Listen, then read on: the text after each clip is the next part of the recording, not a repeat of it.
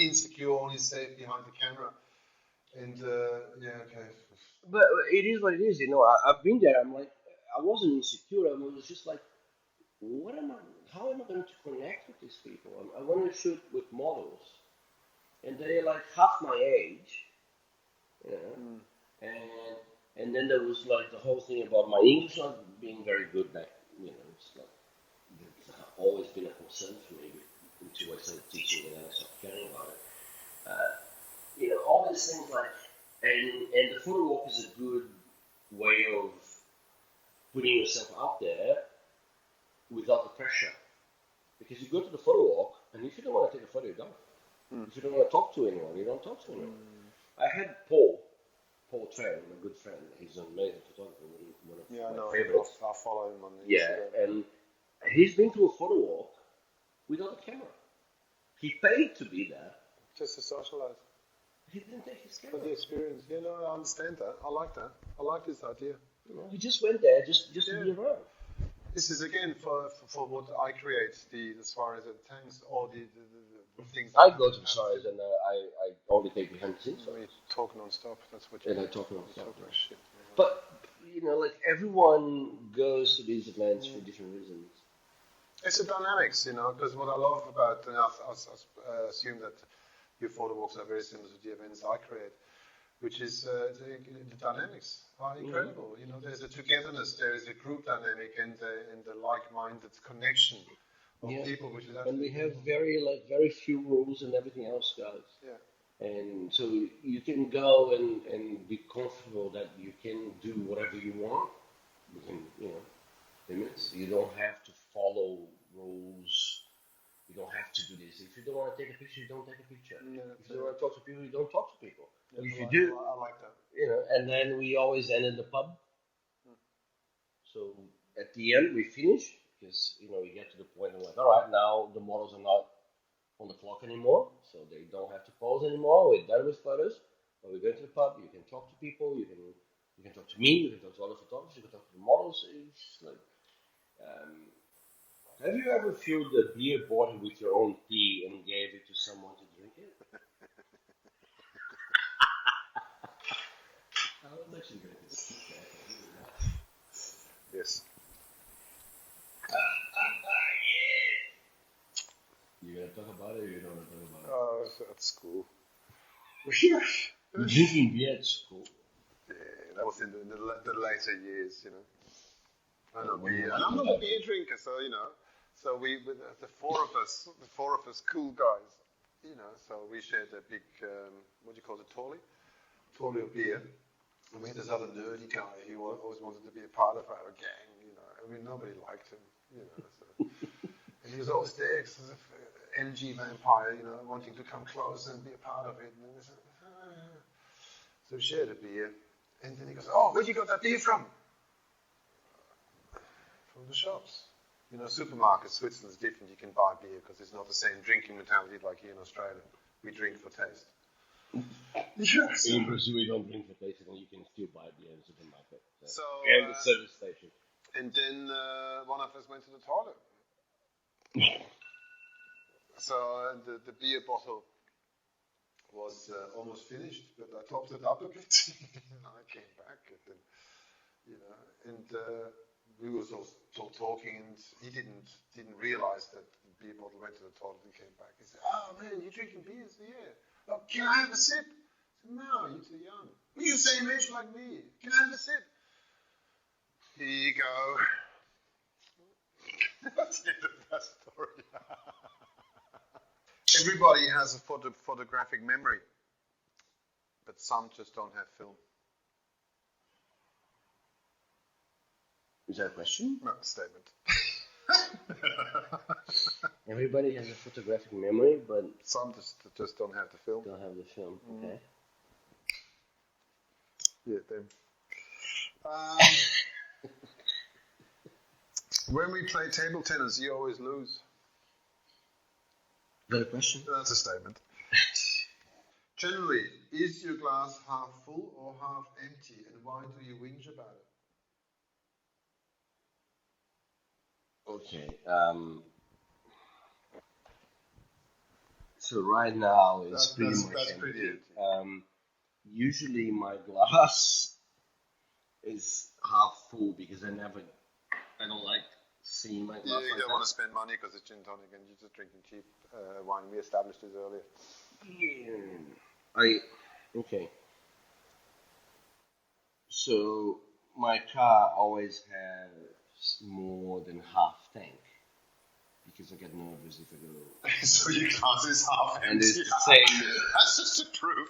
It's the same with my glass. If my tank goes to the green light, I go, oh, maybe I should get some petrol. No. Okay, see how it goes. If I am under half, I get nervous. Bingo! That's a proof that my glass is always half full, yours is half empty. No, mine is always half full. No, it's not. Not with this attitude. If your tank is just going below... then I fill it up. You get nervous. Yeah, I fill it up. Plain display of an attitude, a character, which is like glass is half empty. It's just proven it. Next question. I don't know. I don't even know what we're talking about. Next question. I don't know what we're talking about. What are we talking about? The attitude of a half full or half. No, it's just a life attitude. Character. It's a sign of character. No, it's not. Yes, it is. No, it's not. I'm just always prepared. I just don't like to run out of it. So I'm always filling it up. I rest my case. I said what I had to. How hard was to learn your Swiss German accent to play your character? With a Dutch mum. No, being born in Australia. That was before. No. My dad, Swiss German. Not German, Swiss German. My mum, Dutch. Let's go back to the times where they met on the boat to Australia, 1958. Love boat scene. And then they got together, they produced me in Adelaide. I grew up with 3 languages, Dutch to my mum, High German to my dad, because that's the parents, they spoke High German to each other, because Dutch had to learn High German in school, and the Swiss anyways. So that was their connective language. And English to the neighborhood. That's how I grew up. I've only been here for 4 years, then went back to Switzerland. I forgot English pretty quick, as I had to learn Swiss German. And because the whole world around me spoke Swiss German, English was the language of the past. Though I kept the Dutch language up, because that was the language I spoke with my mum, and my dad being Swiss anyways. So Dutch became a secret language. When my mum and I had to talk about secret things behind people's backs, we would talk Dutch, in the tramways and stuff like this. So then English was not a compulsory language to learn at school in my time, now it is. So we had the choice of English or Italian. Of course, I've chosen English. First language was High German, and then French, compulsory. Then we had the choice of English or Italian. I had no connection to Italy then, so I've chosen English. And I went to Oxford for half a year studying English at the English Academy of Oxford. Ooh, that's fancy. It was a bit. It was a bit. I didn't have many school attendance because our student house was just next to a drug house. First floor was hash and marijuana. Second floor was cocaine and LSD, and the third floor was heroin. We never made it to the third floor, so I didn't learn much English there.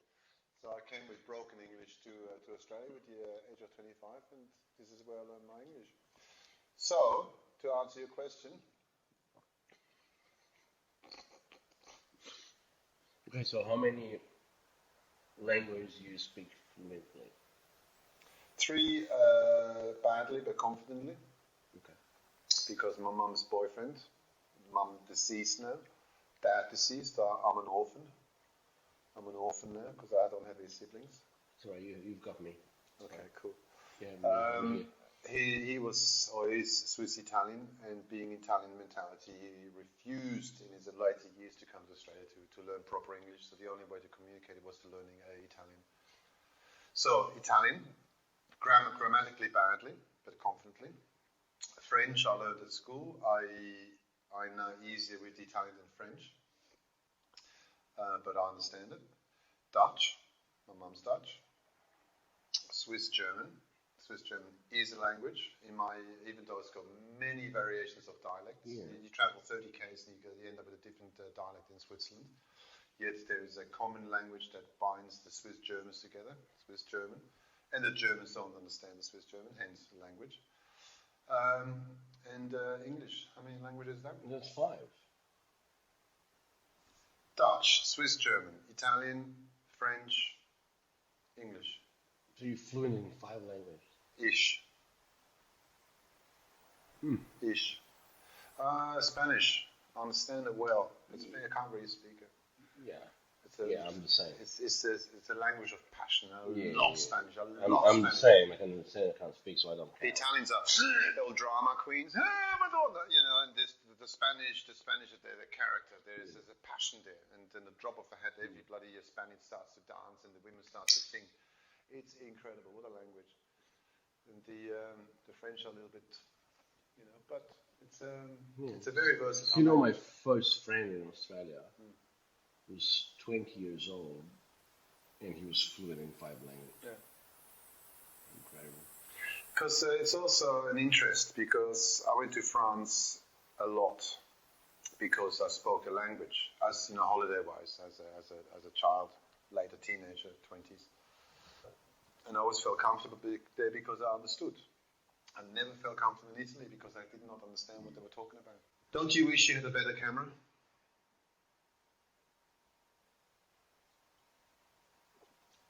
I have 10 cameras.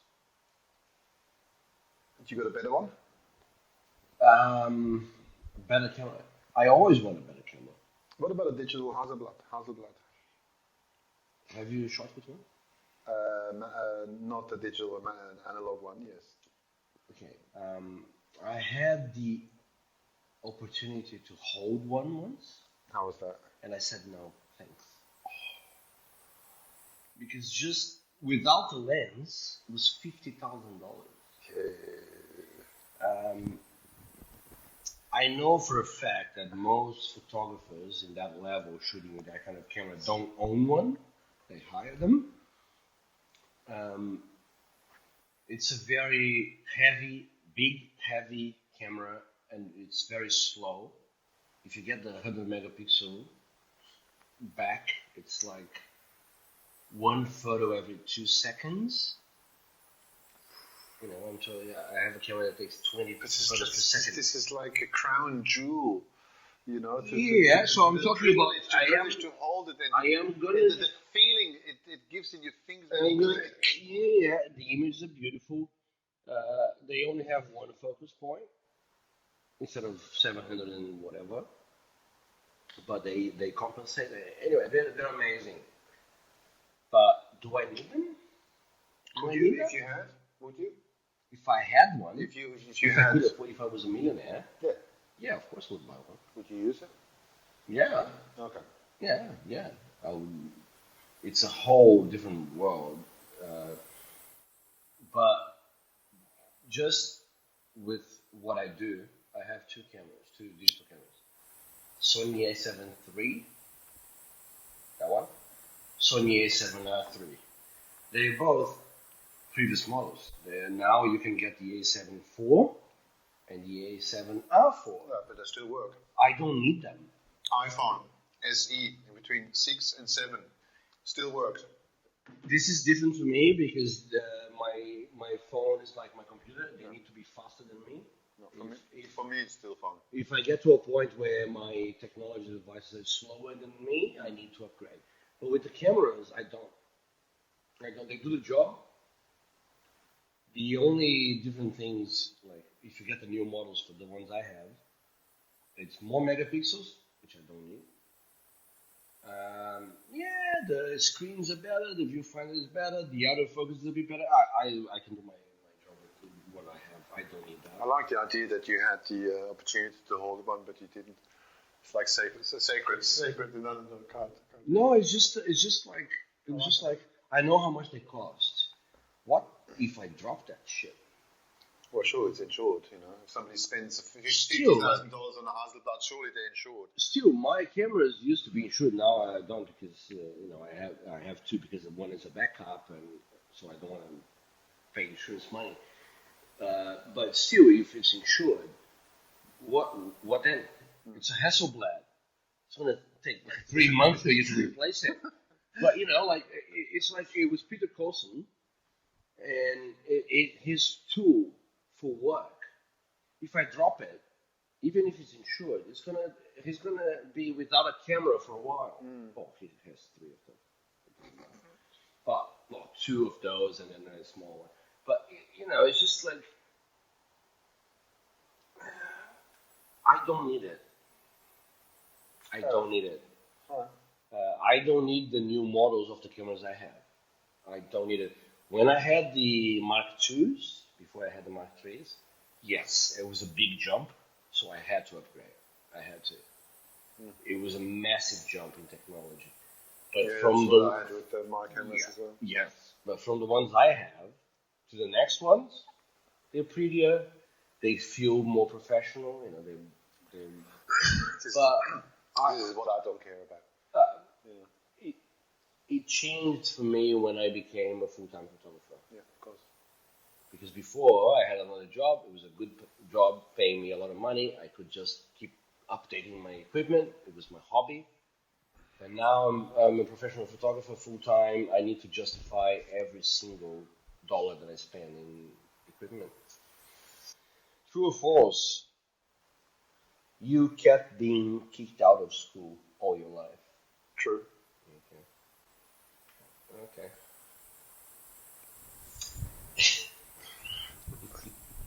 At the time, a rebel without a cause. Yep. But still a rebel.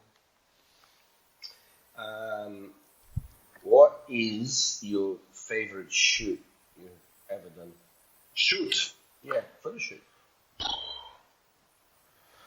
My attitude is like, Yeah, I don't really care. for the cameras, you know that I call my editing process mediting, because editing equals meditation equals mediting. For you.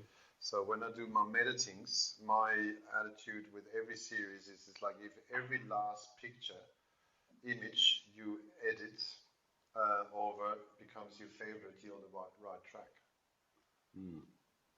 Because that betters you for the next image. So often series look the same. So I start with the first image, and this is how I set the pace for a series. But then the selection of photos for the next pose in the same concept shoot we have. You look for a certain something, an expression or a movement or an emotion. And then when you finish this and you look at this image, you go like, that's good, I like that. And you continue. So it's very hard to say what my favorite shoot was. There are some incredible shots I've taken with Aurora, of course, one of my favorite models. She used to be my in-house model alongside with Ptolemy, my partner. But the one I only had done, I think, 3 shoots with, and I would love to do more, is Charlie. She's got a nickname, The Body. I haven't met Charlie yet. We haven't met Charlie yet. Proud, incredible looking, self-confident, gorgeous, gay model friend of mine. And for the aesthetics, physical aesthetics she represents, incredible. So there's a shoot I had with her, a high-key shoot with her, and then gels I used as well. Her body was oiled in. She does these classic poses, and the gels with the colors that come onto her shiny baby oiled body and high key is an incredible result. So that's probably one of my favorites. Then again, my 6 wolves with the 6 models outdoors in the alleyways, outdoor cloud sun. So I've got over close to 3,000 finished images. That is 42 shoots, an average of 42 shoots a year, times few years to come to almost 3,000 images. So there's many series there. And in every series, there is a favorite image or one or two I have. Even though I might end up with 15 images in a series, because that's what I do. There is then a couple of extra ones, so I can't really specifically tell you which is my favorite. Yeah, no, it's a tricky question. But it's also emotionally based. It's like, for me, reading, side story, reading tarot cards. You pick a card, and I read this out to you, and then I pick the same card 2 weeks later, and you will have a totally different interpretation to what you hear. Yeah. And so is my photography. It depends on your personal emotional state, where you at, what you like, where your mind is. One image speaks to you more than 2 weeks earlier, and then in 2 weeks' time it doesn't again. So. Yeah, it is a tricky question. That's why I wanted to ask, because I don't know how to answer it myself. No. There's the favorite people I like to work with, because the energy, the friendship, and the play in that group dynamic is incredible. And they bring so much to the shoot as well, because you have a concept.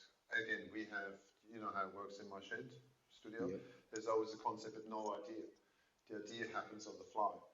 When a makeup artist comes with a new idea, collaborating with photographers, could you do this? And the model says, actually, I feel better doing that. So it's a play, This is that spontaneity of my shoots. Photography is what I like best. These ones, they are always little favorites here and there. But there's not a favorite shoot I can point my finger at. Is that a good answer? Yeah. So. Now, we're almost done. Make a choice between little doggies or little pussies. As in dogs and cats? Or whatever your interpretation is. Or whatever my interpretation is. So if we're talking about the actual animals, I would go with dogs. Doggies or pussies? Doggies or pussies? Doggies or pussies. Make a choice.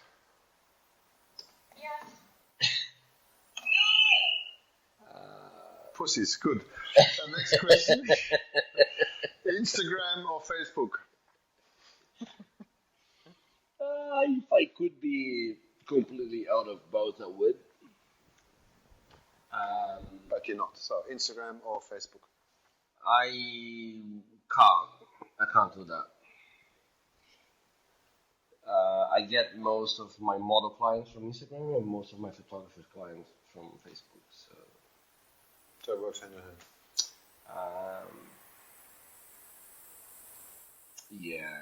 And I can't pick coaching models or teaching photographers. I like both things. So it was a similar question you asked me earlier. So. Yeah, I just they both have their place in my business, but in my personal life, if I could get the fuck out, I would. Yeah, okay. But we can't. No. Because there's the two choices and everything else is B and C choices. Yeah, no, I need to be there. That's the only reason I am. Because I have to. I think social media is shit. I find it fascinating. I find it useful and fascinating because you can filter out what you want to read or what you want to hear, what you don't want to read. It's still shit, and what it does, what it did to the world is shit. Yeah, but that's your choice how gullible you are. I mean, all the news about the current virus, there's some websites, then others are going, so. Social media is a problem. I slightly disagree. It's a problem. Okay, it's a problem. Your question. It's good to use as a business platform, but I find it fascinating. Are you ever going to stop making short stories long? It's important.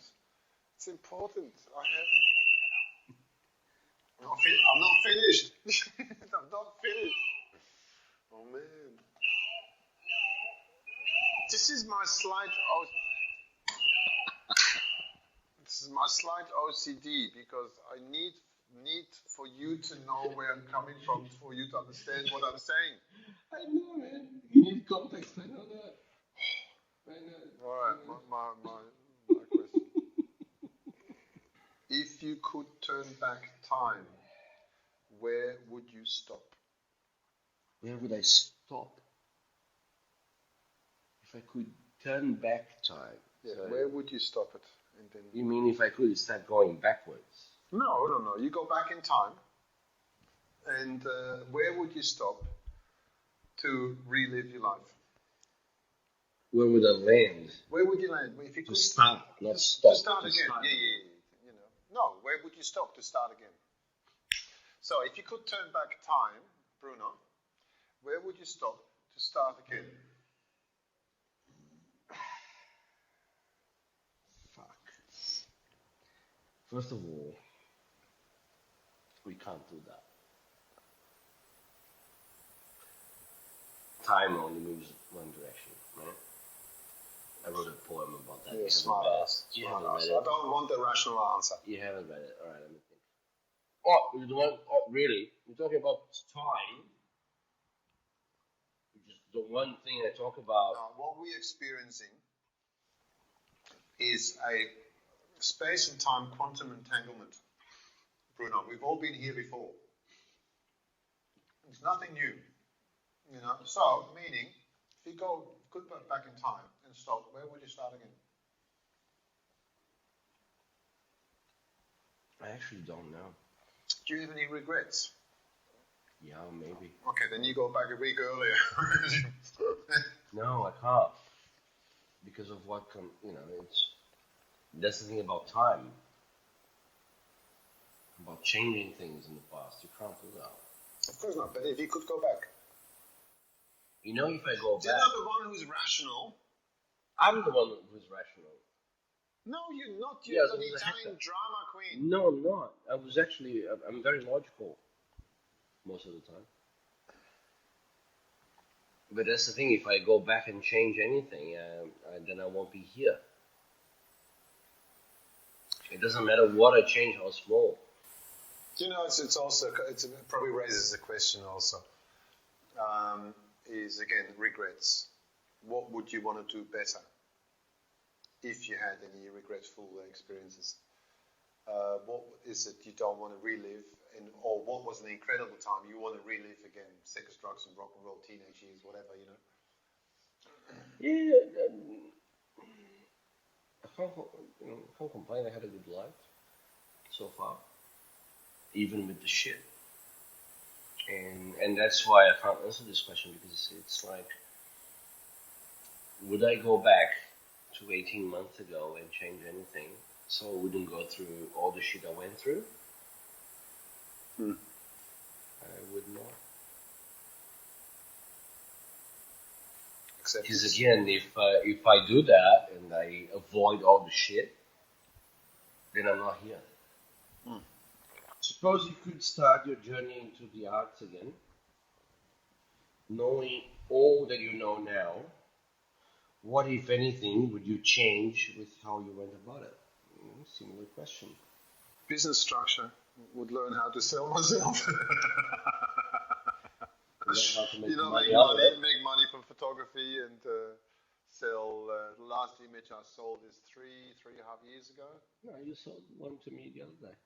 An auction. $80. You know, so that it'd be incredible because photography is a passion.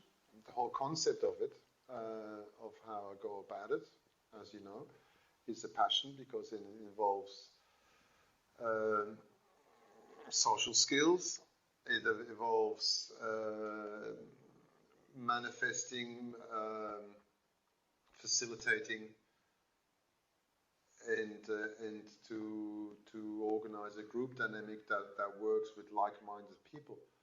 And that whole concept I find fascinating. If I could make money with that, and I wouldn't know how, and that'd be a main drive, then I probably would lose that first aspect of it. So I think I'm doomed because I'm too passionate, I'm too personally involved in what I do, because again, it is a personal expression of emotions via imagery, as every image is a canvas. So no, the business course possibly, but but if it becomes a business, then you probably also would lose an emotional aspect to it. Then you become a bloody wedding photographer and baby photographer and shit like this. But that is actually what I tell people when they come to me to learn. They ask me, what should I go to college for photography? And I'm like, no. You go to college or university for business. Photography, you learn from photographers you like. Yeah. And that's what you do. You learn photography from the people you admire. Peter Lindbergh, you. But it's true, you learn photography from the photographers you admire, and then you go to university to learn business if you want to be a photographer. Yeah, I was never good enough for university because I left every school. No, they kicked me out. I wanted to, but they kicked me out. They kicked you out. You wanted to be there. You wanted to be there so bad. The last school they kicked me out. I was only kicked out from one school. 7 schools.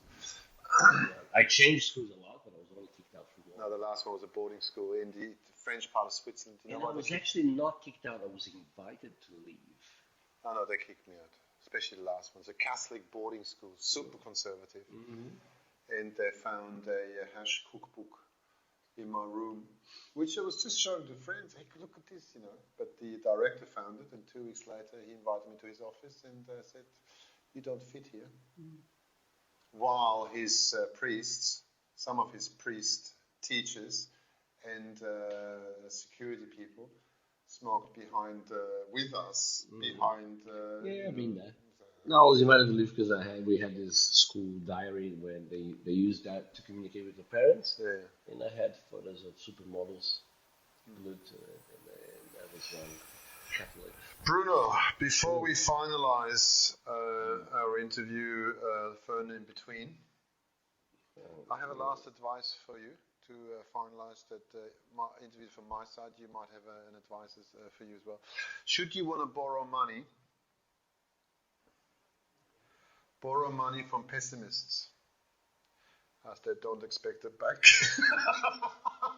I was trying to keep a straight face.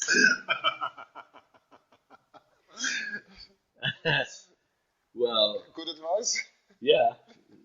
I am right now. I'm going through a phase like that. I don't expect much. Yeah. Okay. So you just see, told you your glass is half full. You're the pessimist. See, again, it's the second time you. I am not expecting much, and I'm happy. So you lower the expectations. So that's an art form. So that's what I'm doing right now. I'm just not expecting. Because this is what I'm struggling with. The older I get, the higher my expectations. Because I've lived through many things, and I have a certain expectation of being able to put that learning into practice. And if other people can't do it, even though it's so fucking obvious, so and I thought you learned patience with age. Yeah, well, I am going through that, so maybe eventually when I get to your age, I'll be like you. Don't care. Right now, I'm like that because I was always expecting too much and was getting disappointed. So now I'm like, fuck it. Good attitude. Thank you for this interview. Thank you. Thanks for coming. I hope you enjoyed the fucking cheese. See ya. There's always cheese in this place. Cigarette. If you come here expecting more than cheese or chocolate, you're fucked.